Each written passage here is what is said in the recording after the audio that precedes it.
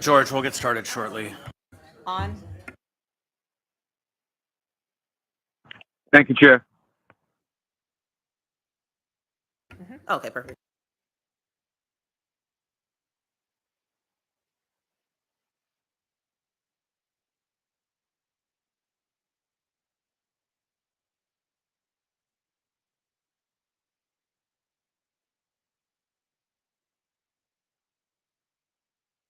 Good morning, everybody. Welcome to our Food for Thought work session, Sharing the Table. Today is Friday, June 14th. It's 11:34 a.m. We're going to get started by doing a quick introduction around the table. Mr. Littlefield. Mark Littlefield. Karen Bronga. Scott Myers. Anna Brawley. Meg Zalatar. Christopher Constant. And on the phone, we have Mr. Martinez. Yes, thank you, Chair. Thank you. Is anyone else on the phone?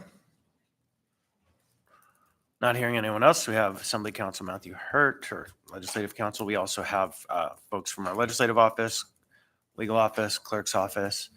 And at the table, we have Issa Spetrasano. Bridget Reynolds. Celeste Hodge Groudon. Jasmine Smith. Laura Rains. awesome. So today, I'm very excited to have folks in. This is Pride Month. It's Juneteenth this month, and also we have a refugee. What is the day? World Refugee Day this month, and so we thought we would take the opportunity to have our food for thought conversation based around these great organizations and these great points in time in our calendar that we annually mark important equity and diversity issues in our community. And so thank you all for being here for the fourth Food for Thought session, or as I like to call it, What's Good Anchorage. This is a series of lunchtime work sessions focused on the positive so that we can take a break from the day-to-day work and celebrate all the great things going on right now in our community. All too often in this chamber, we are focused on the problems and what's broken in our city and trying to fix what's broken. And so this once a month work session is to talk about what's good, because there's a lot of good going on here and people forget it. So June is a month of celebration. As I said, it's Pride Month, and next week the Muni will celebrate Juneteenth, next week Juneteenth is a paid holiday, and this Thursday is World Refugee Day. And on each occasion brings celebration, joy, community, and opportunity to see and understand who is living in our community and all of the great things that are going on. But there is a real irony here. We recognize these occasions to reflect on an oftentimes harmful and awful histories and recognize the contributions of people who have been harmed for generations or overlooked. And the work of organizing events and community celebrations for each occasion so often falls on the shoulders of those who we are celebrating. There's a tremendous amount of unseen work, so let's see it. Today, we're joined by 4 organizations working hard to build community. So here's the plan for today's conversation. The organizations will have brief presentations for us. They'll share a little bit about themselves and the work that they do. And Assembly members will ask you to just kind of hold your questions to the end of the presentation so we have enough time for each group to present. Then we'll open the conversation to the group. This is really meant to be a collaborative conversation with the organizations and members. We all have something to learn and say and enjoy. And so today we're going to start with the Refugee Assistance and Immigration Service Program.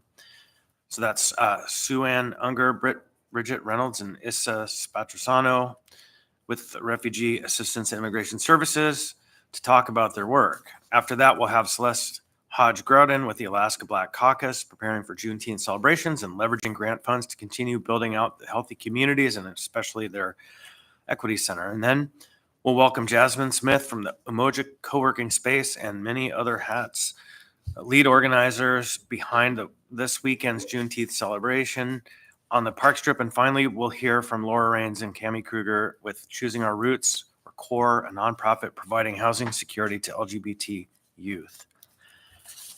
So with that, some just generalized questions. How has the municipality shown up for you as a partner? How can we be a better partner?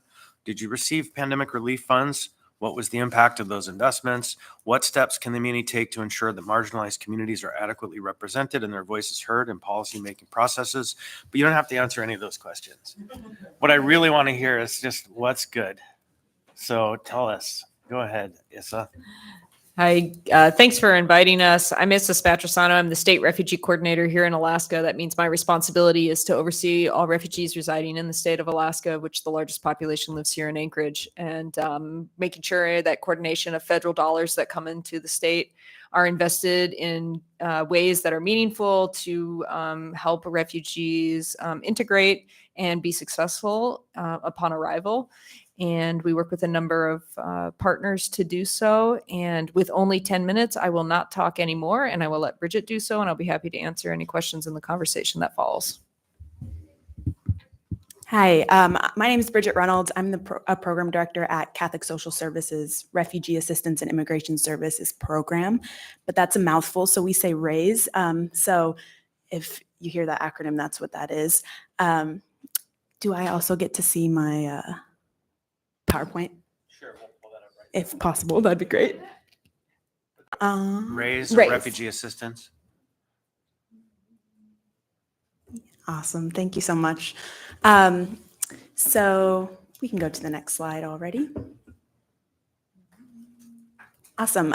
So RAISE is the only reception and placement program in the state of Alaska, and we also serve clients through who are ORR, Office of Refugee Resettlement eligible clients. You can see, just wanted to show some demographics on this page to show where people are living. You can see that, as Issa said, the majority of refugees coming into our state are living in the Anchorage municipality, but that we have seen tremendous growth over the past few years with different pathways opening up for people to arrive here.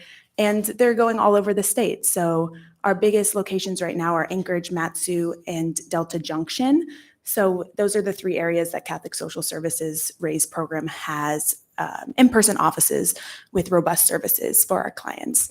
You can also see the age breakdown. We have the predominant age group being working-aged adults, 19 through 64, and then we have a lot of kiddos too, making up the rest of that area. And really our main goal as an agency and as a program is to provide that bridge for refugees and other new arrivals to be able to integrate into the United States and culture and society, while also bringing with them all of their skills and attributes from their life experience. We can go to the next. So a brief summary of who we serve. So we serve the listed populations, and people can come from a lot of different places. As you can see in our countries of origin, this is people who have arrived since the beginning of our fiscal year, which we follow the federal fiscal year, so October 1st. So you can see that we have a large amount of Ukrainian arrivals, predominantly coming through as UHPs, or Ukrainian humanitarian parolees, through that Uniting for Ukraine federal program. But you can see our other largest arrival groups are refugees, and they historically, if they're a primary arrival, they come through our reception and placement program. So that means we are the primary resettlement partners, and we meet them at the airport and help them with intensive case management for the first 90 days. Other clients we're able to serve for, and including refugees, 5 years or the length of their status, depending. So we really have that time to spend with clients and get to know them and their goals and help them on their path to self-sufficiency. Next. So a big part of that pathway for our newest neighbors is employment. So this data is compiled from the work that Catholic Social Services is doing in employment, and also our employment partners, New Chance. So this is fiscal year 23 data, so ending in October 1st of 2023. And you can see that our newest arrivals are really filling needed jobs. They're filling some of those gaps that we are seeing as a state, working in anything from skilled labor, building labor, cleaning, janitorial, or our fisheries. Tourism is a huge part of our state, and our newest arrivals are a huge part in making that happen for us as a community. You can also see that a wonderful data point here that 97% of clients have retained their employment for 90 days. So we see that clients who do get placed in employment tend to stick around in their employment. You can also see that there's a lot of multiple jobs going on. So people really like to come get employed and work hard for their jobs. We can go to the next. So that's one piece of the things that we offer, but we also offer all of these different services. I won't go through the list, but there's also more explanation on the CSS website as well. But just wanted to call out some of those things that we do to show you a little bit more tangibly how we help welcome these newest neighbors of ours. So at the top, you can see Quinn Worthington, who is our school impact coordinator, teaching a school orientation class. So parents and families who come in to our program have the opportunity to learn about all the cultures and design of our school system, as that is a very different thing and a very stringent process. So we help them with that. And then we also just talked about the different roles of teachers in this community, how you can engage in dialogue with teachers, what's this class schedule, how do you pick kids up from school, all things like that. Another call out is our Services for Older Refugee program. You can see Ludmila there, who participated in peer-to-peer activities with a local senior living community. And she ended up making this quilt, the Ukraine-America friendship quilt that she ended up giving to a family member because she felt so inspired by this group. And then we also have our Fresh International Gardens program, which you can see a picture of at the bottom. And this is a wonderful way to help people who are not quite ready to enter employment or have high barriers to employment get paid out at $11 an hour, and also enjoy being outside, connecting to the earth, continuing on cultural practices such as gardening or farming, as well as they can bring their kids. So we have a lot of kiddos always running around the garden as well. And they also get access to more fresh food, which is really important for all of us here in Alaska. Next, please. And so to answer some of your questions, Chair Constant, really community support makes it all possible. We cannot do what we do without the support of everyone in the community. And one of the big things that we do each year is celebrate World Refugee Day. It's an internationally recognized day on June 20th, but we are holding our celebration on June 27th at Grow North Farm from 4 to 7:30, and we would love for you all to join us. It's a really tangible way for you to get involved, to eat wonderful food, experience some wonderful performances, and get to see some of that community integration at play. Another way that people can get involved is to attend our partners meeting. We have quarterly partners meetings, and we would love to see you all there. It's a great place to get updates about what's going on in our program and the programs of the other refugee support network throughout the state. Because while we provide a lot of services, we also have a lot of partners throughout the state doing that work as well. And so that is often sent out in an email that you will get from ISSA. And so if you're not on that list, please reach out to us. We'd love to add you to that list as well. And really, I think a large thing to think about is these race clients and refugees, our newest neighbors, they are ultimately family members, community members themselves. And what we want for our families, they want for their families. So that's access to good public transportation, access to really strong school districts, community support, access to fresh and healthy foods for their family. And so I think that with that framing in mind, it's a really wonderful way to say, like, what do I want my community to look like for my family to thrive? And that's really what our newest neighbors are also thinking about with their family. I also have some just resettlement summary paperwork. If you're interested in getting some more data or speaking with me after, I'm happy to do so. And thank you so much again for inviting us to present. Thank you very much. Next, we're going to have Celeste Hodge Groudon with the Alaska Black Caucus preparing for Juneteenth celebrations and leveraging grant funds to build healthy communities. All right. Welcome. Hello, everybody. Again, I'm Celeste Hodge Groudon, President and CEO of the Alaska Black Caucus. First of all, I just want to say thank you for this opportunity. And I love the intro. I know I only have 10 minutes, but I think it's important to share this. I love the introduction to talk about positive things that are happening in our community, because too many times there's the negativity. And I just recently, I was told that I am sometimes too enthusiastic. And, you know, and maybe I am, and that's okay, because I am excited when there's support for the work that we are trying to do. And that excitement comes when we have individuals that support our work, when we receive funding so that we can do our work. And I'm not going to sit back and be quiet and not be thankful. So thank you. And so if we can go to the last slide first. Our organization, we champion the lives of Black people and the other marginalized groups.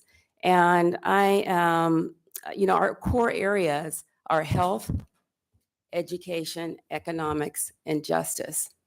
And if we can go to the last slide, I'm sorry about this, but I want to talk first about the Equity Center, because the Equity Center would not have happened had we not had the support of this community. And this is just an updated photo of the Equity Center with some work that's occurring right now. It's an opportunity for us. I'm going to take my glasses off because I want to make sure I get everything in this. We express our deepest gratitude to the Anchorage Assembly for awarding the ARPA funding that enabled us to acquire a building, along with other partners, don't get me wrong, in downtown Anchorage to establish the Equity Center. Since 2021, the Alaska Black Caucus has been diligently collaborating with community partners to create a safe haven for Black, Indigenous, people of color, Alaskans in Anchorage. The Equity Center will provide essential services such as a commercial kitchen, gathering space, below market rate office spaces, co-working opportunities, partner leased spaces, and various programs.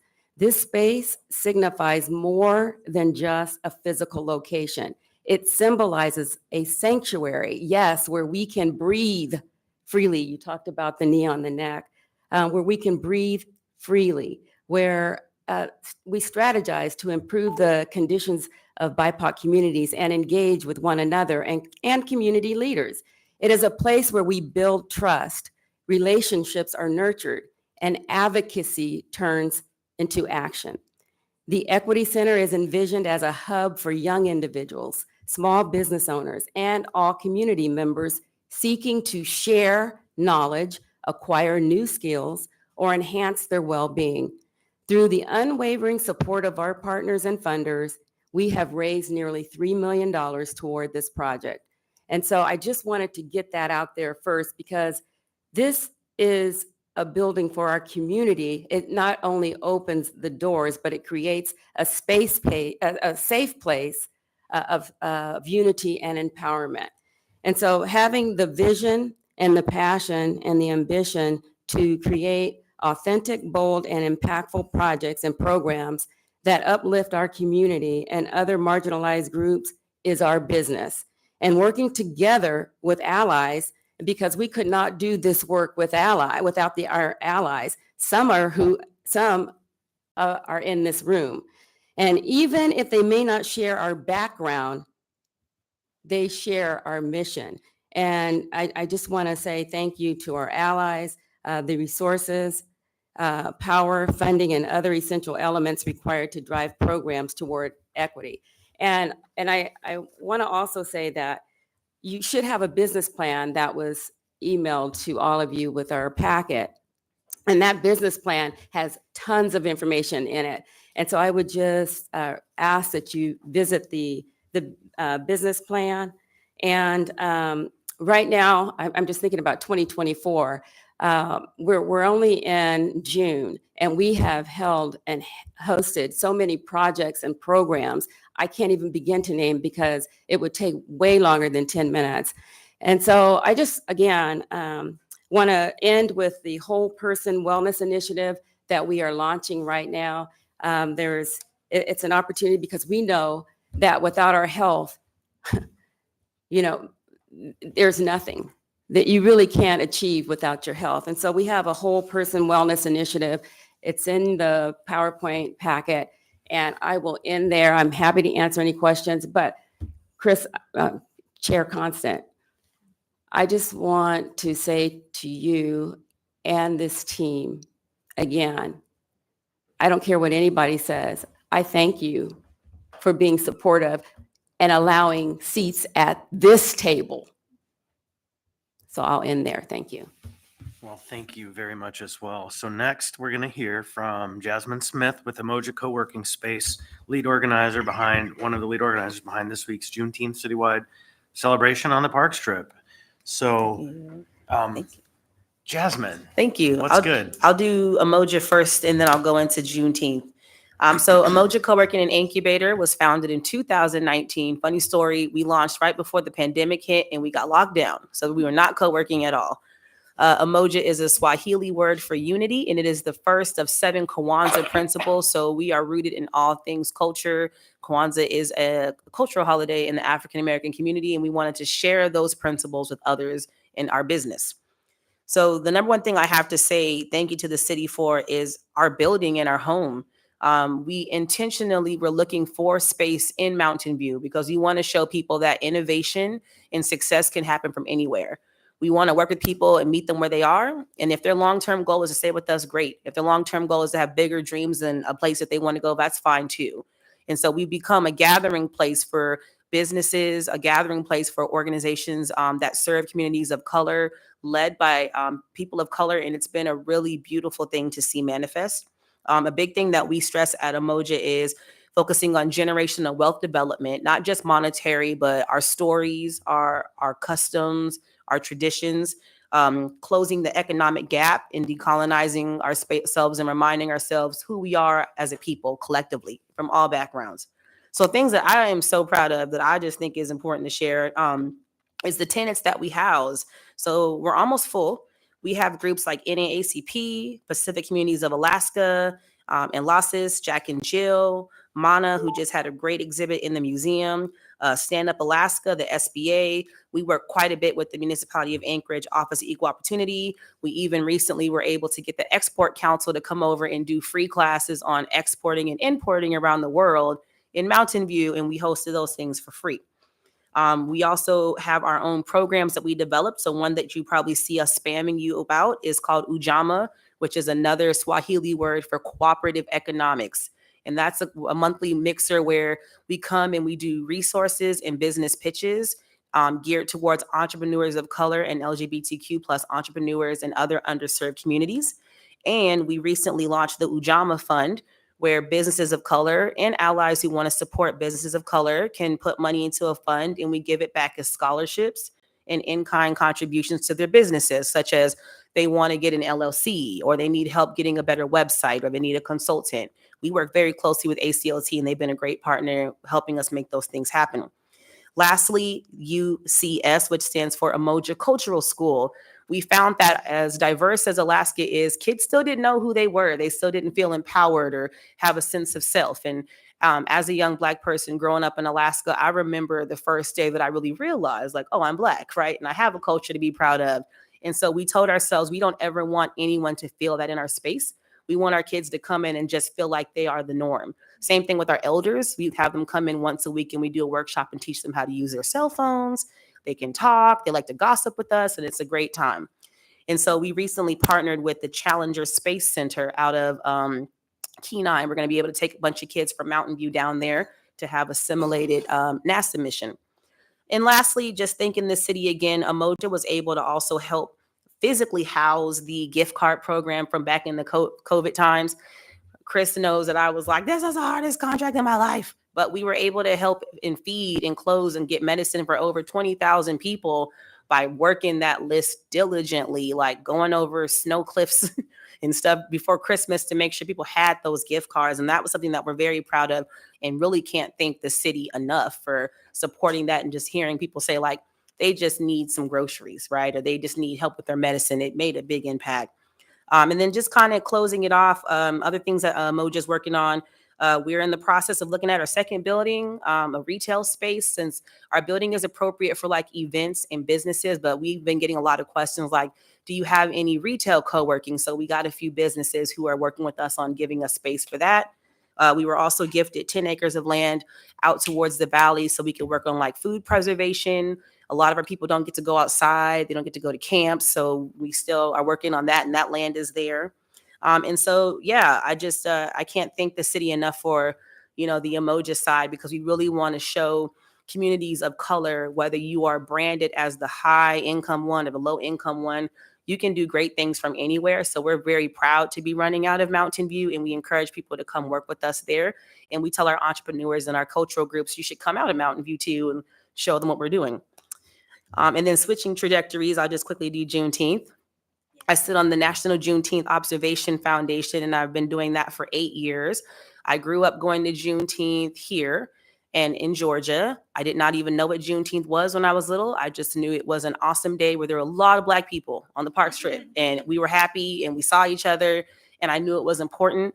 And I just wanted to make sure that my generation did our part to pass that torch and continue on the work of like Ed Wesley and Celeste and others who were doing Juneteenth when I was growing up. And I was like, this is a lot of hard work. I get it now.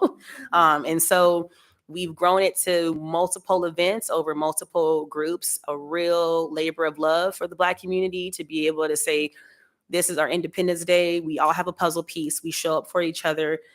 It's currently celebrated in 6 cities across the state: Fairbanks, Juneau, Homer, J-Bear, Anchorage, and Matsu all have some form of Juneteenth celebrations.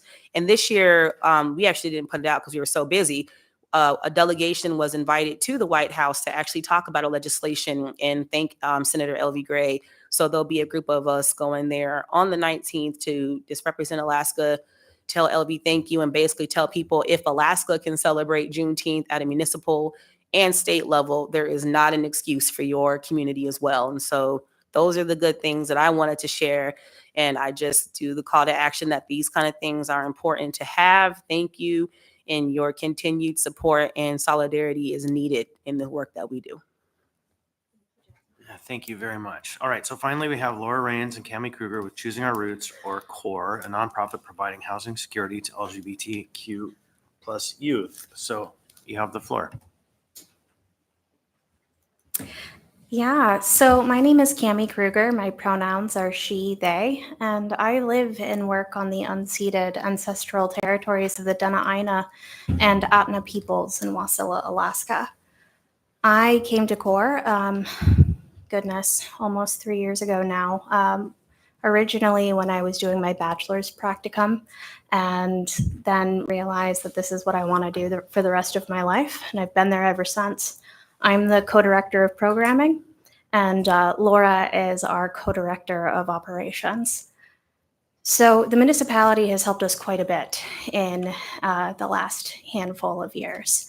And so I wanted to focus on current things that are functioning because of municipality investment and partnership. You can go to the next slide. So, a couple of years ago, we were able to obtain funding to purchase a sixplex in Spenard. We named it actually last year Safe Route Anchorage, after a coalition of young people, our participants, and then the community helped us decide on this name. And through that original funding, we were able to develop a transitional housing program, make essential repairs to the building. I mean, it was built in the 1960s, so it needs some work. But because of that, we've been able to provide transitional housing for young adults experiencing housing insecurity in Anchorage, who otherwise have struggled to stabilize in their young adult 18 to 24-year-old, like critical age, because they haven't had affirming service providers who just showed up for them and allowed them to be themselves and live authentically. Next slide. So because of the initial investment from the municipality for a engagement representative within CORE. We've been able to continue that process by providing monthly community engagement and learning opportunities based out of our Safe Route Anchorage location, furthering our community-based focus for the betterment of all people, not just our participants. In May, Laura and I hosted a simple mending class, and we had a lot of fun just hanging out with people in the living room of one of our art units and teaching people how to sew, do some basic things. And we had a lot of fun, like putting patches on stuff. It was great. And then tomorrow, we're actually hosting a foraged tea party with an Indigenous educator that centers the ethical foraging, processing, and storing of local teas from an Indigenous perspective.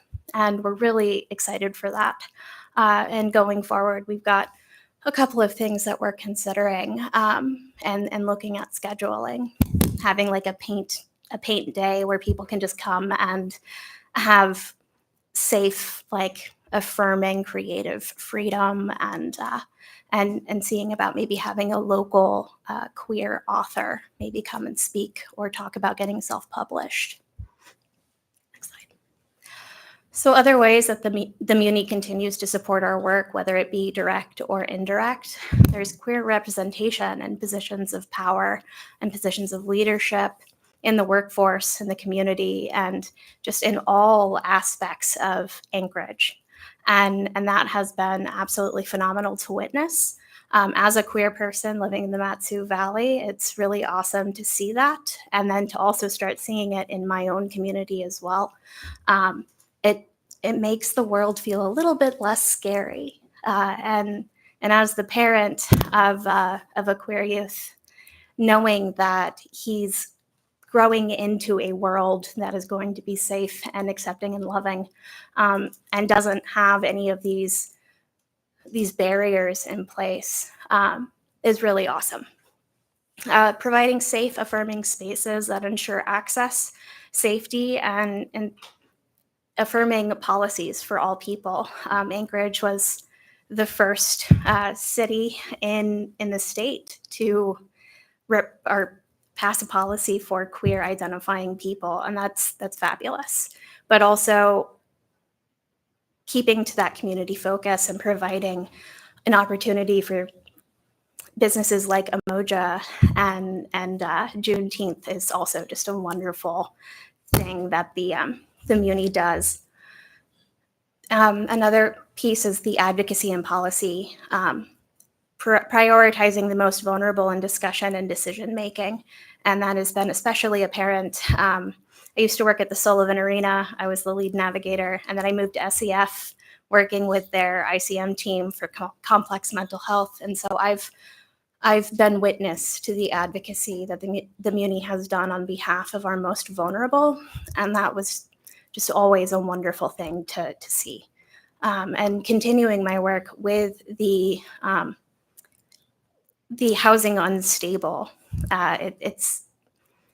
it's important and appreciated. And then finally, that community focus, always advocating for local, advocating for grassroots efforts, and working with marginalized individuals and groups through community-based action and community-based work. So what are our ingredients for success? And this was the thing that made me pause and be like, what are our ingredients? Like, what is it that we do that separates us from other successful organizations? And so I came up with a couple. We really prioritize that youth-focused, youth-led framework. Any change, anything that we do with or for our participants comes with their input, their guidance, their decision. And that is at work in every aspect of our organization, including their individualized case management with us. They tell us what their goals and needs are, and we help them achieve and meet those. We're community-based and grassroots. Everything that we do is with that in mind. We want to remain community-based in all of all of our efforts, because ultimately, when folks leave our services with successful completion, they're going back to their communities. They're rooted in their community, and that's where they're going to remain and live. So, in order for that to happen, we have to remain rooted in those community endeavors. One of our big things is culture, understanding the different cultures of all the different people that we work with, that we partner with, but also understanding our individual cultural experiences as queer individuals and our historical and personal histories with how the environments that we grew up in have done harm, and then being what we needed when we were younger to ensure that our culture continues to be one of love, affirmation, safety, and authenticity. Our biggest thing, queer and trans joy. That is an act of resistance, but it's also self-care, it's self-love, and it's suicide prevention. Really capturing joy and ensuring that our young people know what that feels like, because so often their experience has been the exact opposite. So we build that into our individualized case management. And we really spend a lot of time identifying even those small moments that make you go, oh yeah, that was cool. It's like, okay, let's like grow around that. Let's wrap ourselves around that feeling and then find it again.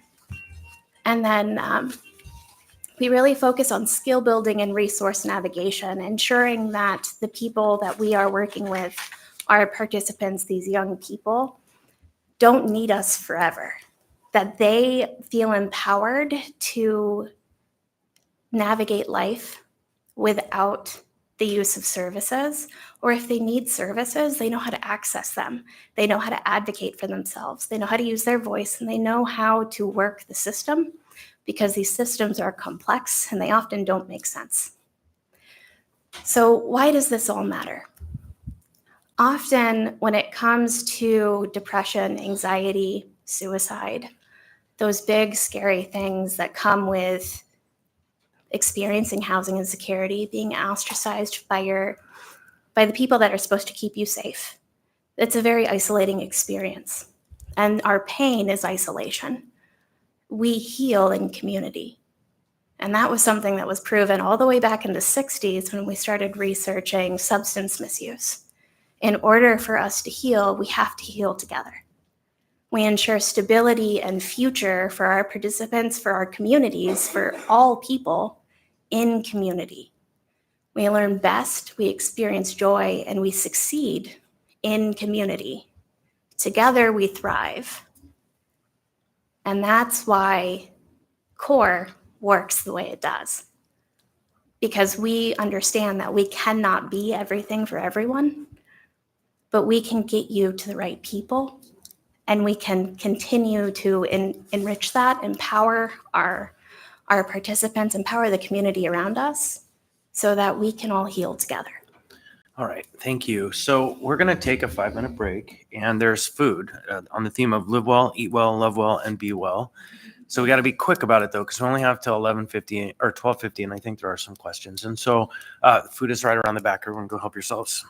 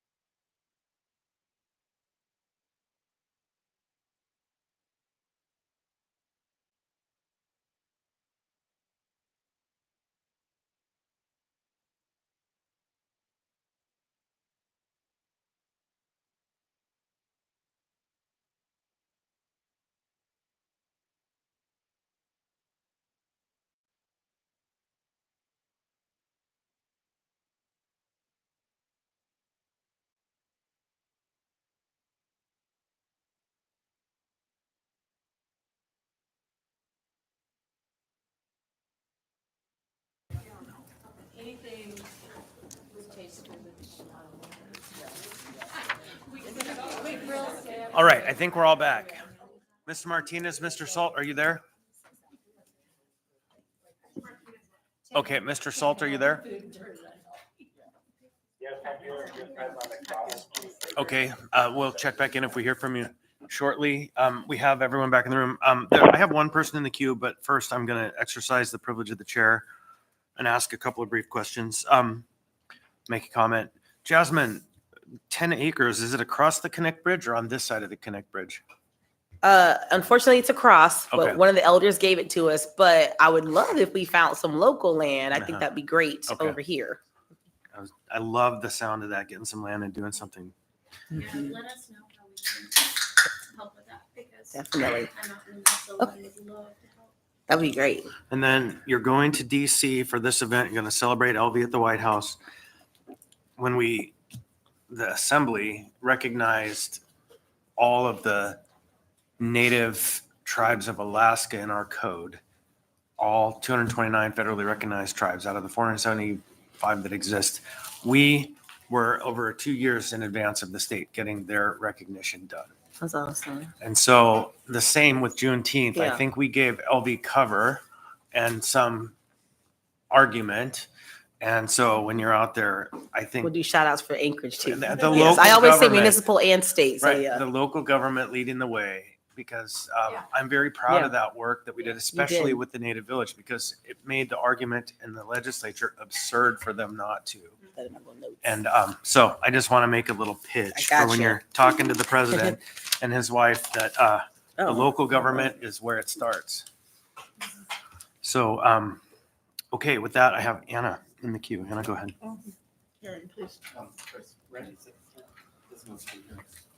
Randy, can you try to speak up again? Yeah, can you hear me okay? Yeah, we can hear you now. Okay, Yeah, great. so Thanks. I had a cheeseburger, by the way, so it doesn't look as good. we had nice sandwiches from Moe's Deli. Anna and then Karen, I guess? Yep, okay, Anna and Karen. Yeah, thanks. First, I want to say thank you for being here. Thank you for all of the work that that your programs and organizations do, and all the folks that you work with. It was really great to hear positive stories.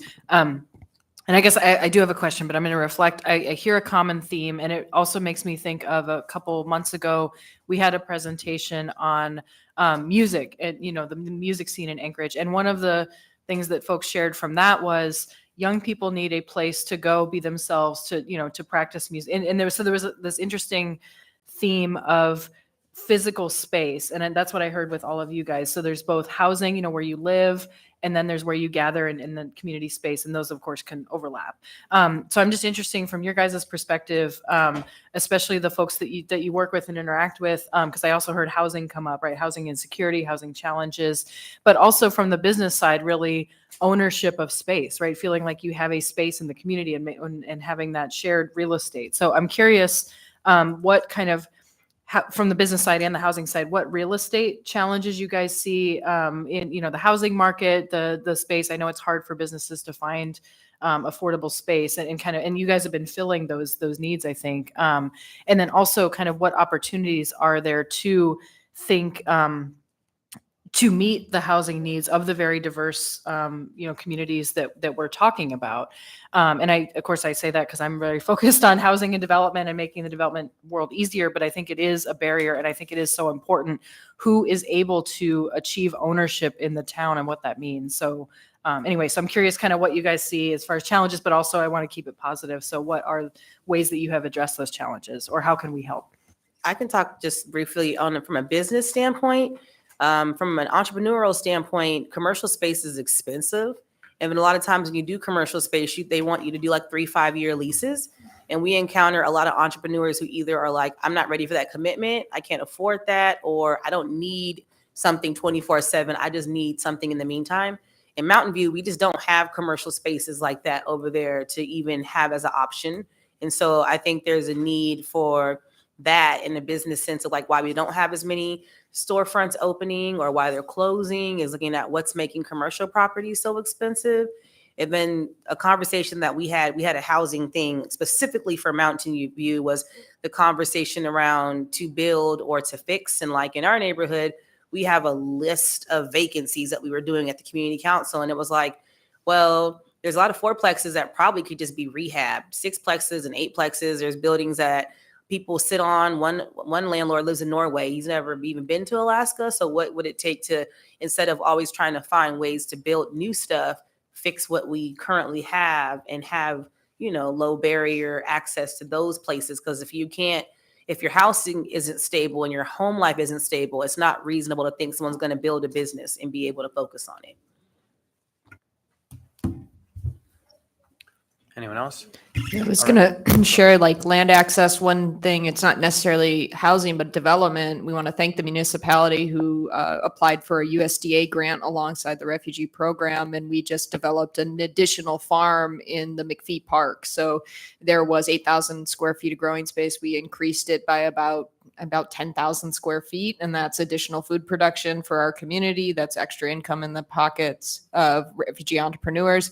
And a large portion of that fund goes to the food pantry and it gets distributed out in the community through a project called Grow Local, Give Local, where donors donate, buy the produce from refugees and put it into the food pantry for residents to come and get at St. Francis House. And so that's an example of the municipality partnering with us on a development, and that's on parks land. And so that's a really positive thing. And there is a need for more grow space.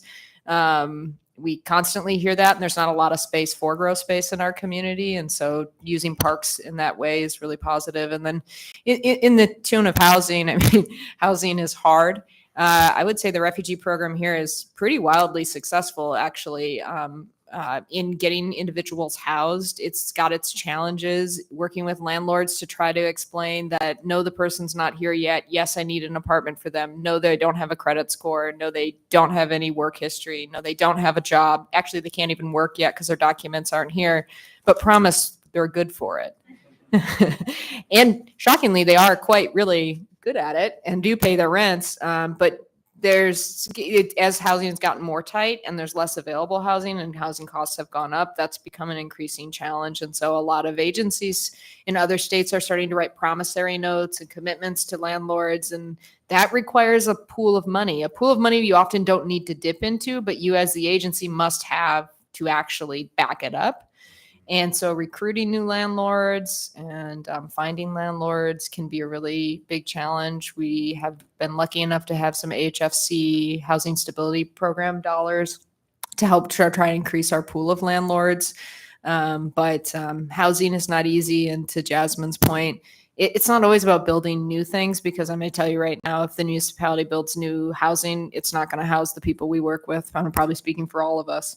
It's not housing the people we work with, but updating the housing that's in neighborhoods that can just get a lift and improve the quality of housing in which people live, and allowing them to stay in the communities they want to be in because that's where their community is, instead of feeling like there's no quality housing here, so I have to move.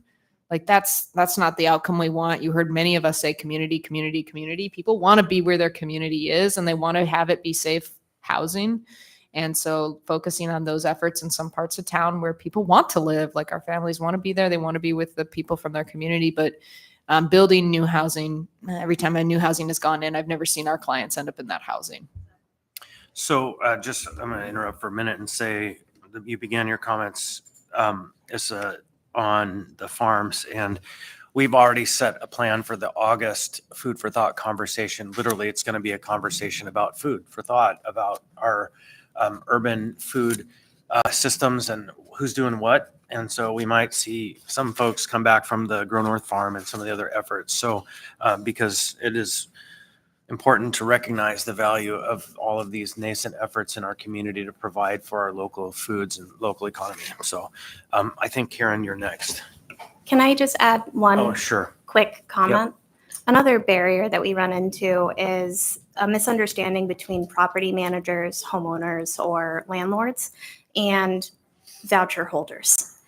There is this misconception that if someone has a voucher, right, they don't work, or they're a slob, or they're going to do damage to the property, when like the majority of voucher holders are disabled, elderly, war veterans and youth who are in like graduates of foster care.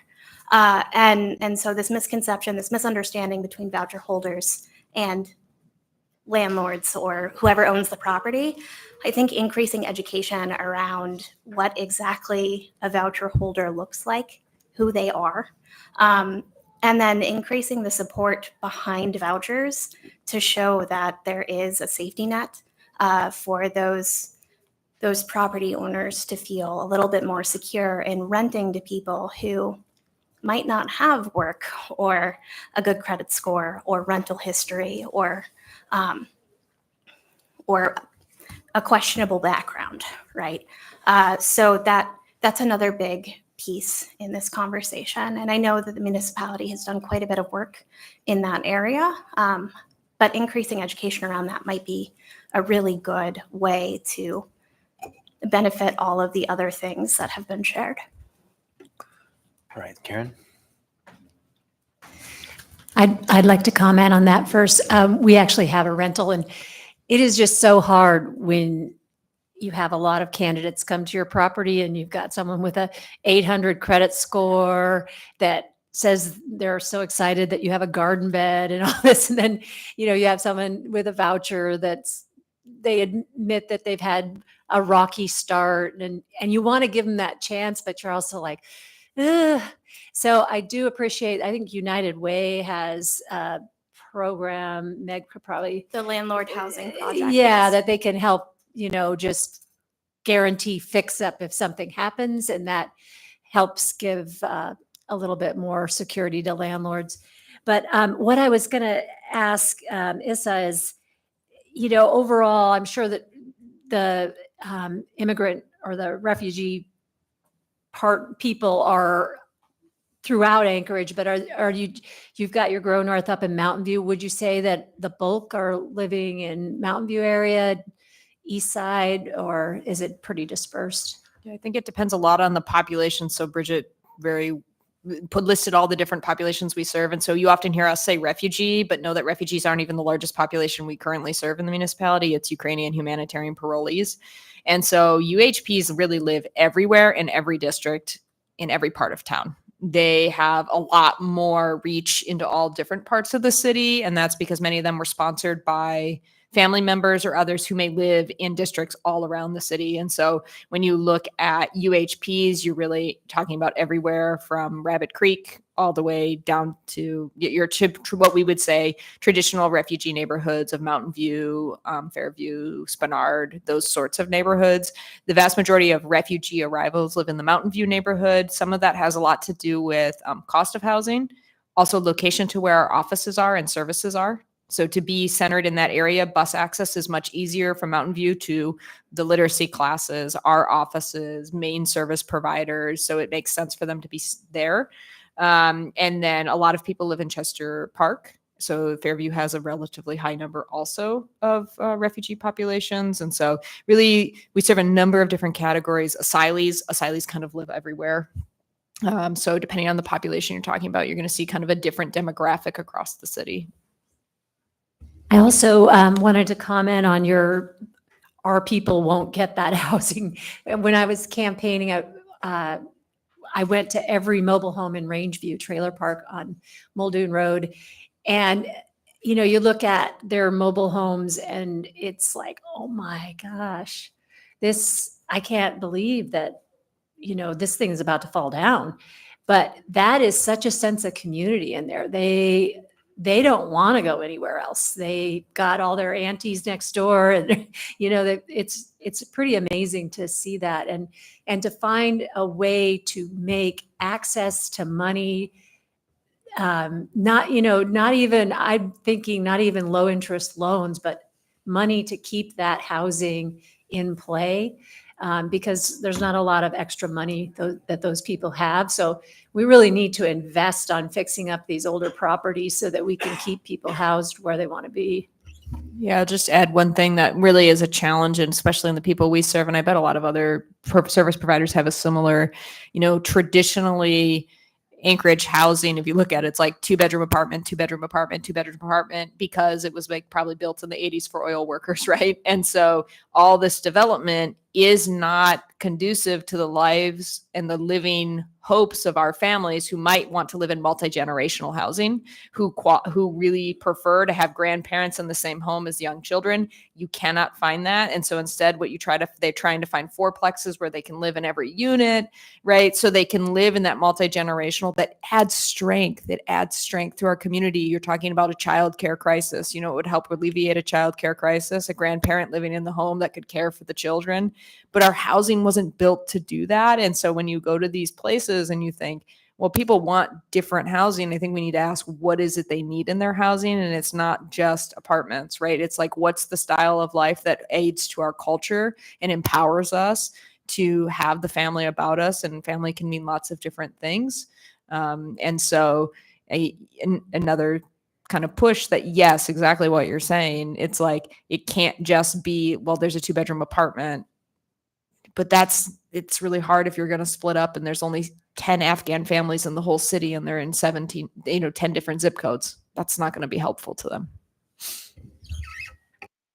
And thank you for that. And I wanted to say one more thing to Celeste and Jasmine. That, at the last assembly meeting, someone who gets after me quite a bit about the choices I make and things, but he made a comment that, go to Juneteenth, but not for just the photo op. And I really thought, it stuck with me that we sometimes, we buzz around a million events on a weekend, and, you can't help resist, like, I try to keep myself out of the picture, actually. But anyway, I was really thinking about that a lot, that we should come and really think about what this means and who is celebrating this and the reasons why, and not just go for the photo. Well, thank you for the comment. You just don't know how valuable it is for the community to see individuals that traditionally aren't there. So if an assembly member or a dignitary comes to an event, it's a beautiful thing for everybody. And so I would encourage everyone to maybe step outside of their comfort zone and come to activities that are being presented by people of color, from marginalized groups, the relationship that comes from that. Like if I saw you, and I see you, I see when you come, take that photo op, but don't just take the photo op. Take the opportunity to have lots of photo opportunities at different programs and projects. And that is that builds bridges. And when we start talking about individuals that live in homes that are dilapidated, but there's family, and so that must be where they want to live. I would venture to say that they don't want to live in those conditions, but they're forced to live in those conditions with the family members. And if there was an opportunity to live somewhere else that was nicer, they would live there. I don't think anybody wants to live in an area, regardless to who you are, that is dilapidated, falling apart, and blah, blah, blah.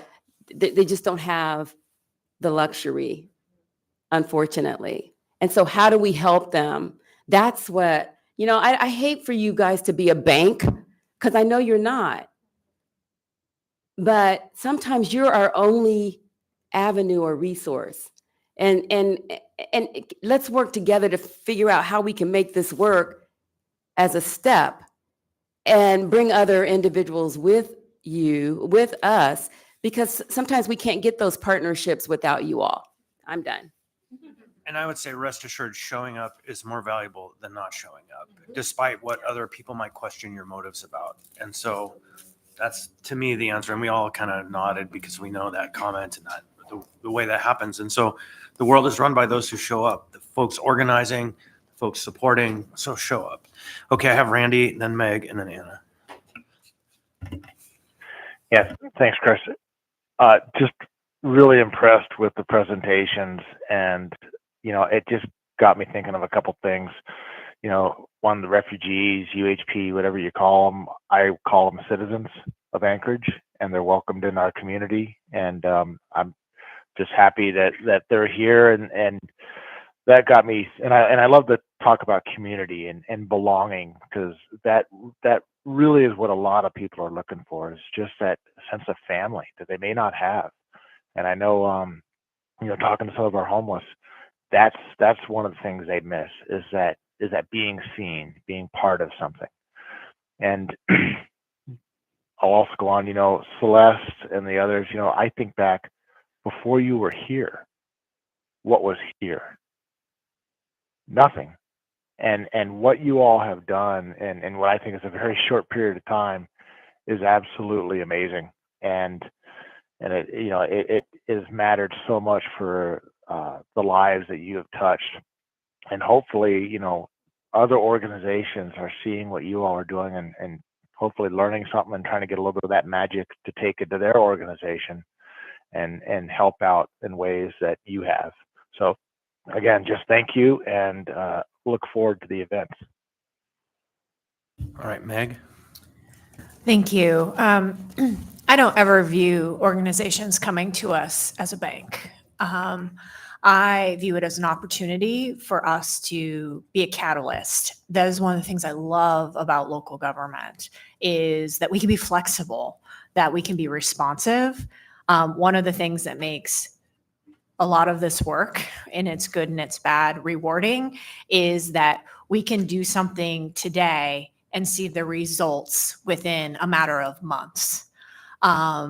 Right. And so I always welcome the partnership, the ideas, the monetary requests. I think our job is to be very honest about the limitation on the resources, and to engage in that conversation. I think that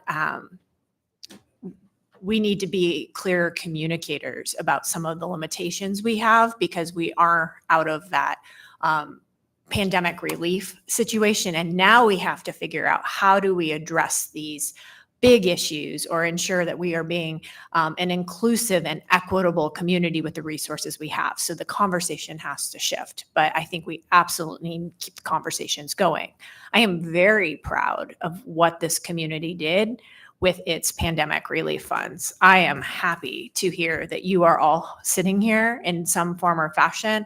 I got to go to the Umoja co-working space. I'd gone to the previous one. It is so cool to watch that. I am excited for your building, to see the standalone building for CORE, where it was just host families part, right? You see the evolution of these things, and that's an exciting thing to be a part of. And we're all better for it, every one of us. So thank you for being here. And I guess I have about 10 months left on this body, but I will be an open invitation. Don't ever feel like, if there's something you need help with or want partnership on, and it's monetary in nature, that you're coming to us like a bank, that it's, no, I'm coming to you because I believe you're a partner. And I really welcome that partnership. Thanks. So we're getting close to the end of time, but Anna. Yeah, thanks. Appreciate this. Just wanted to flag a couple other things, because again, I'm very focused on housing. But again, really to the public, and not just to you all, right?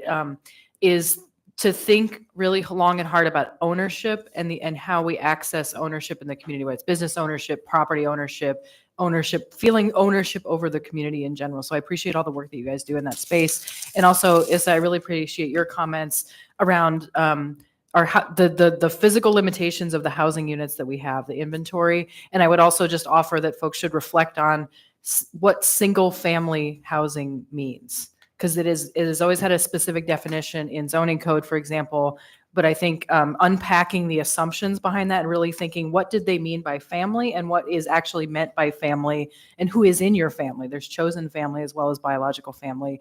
Anyway, I just want to put those thoughts on the table because they relate to many other things that we're talking about too. Go ahead. I'm going to throw a thought in your head and you can do whatever you want with it. So I am starting the journey of home ownership.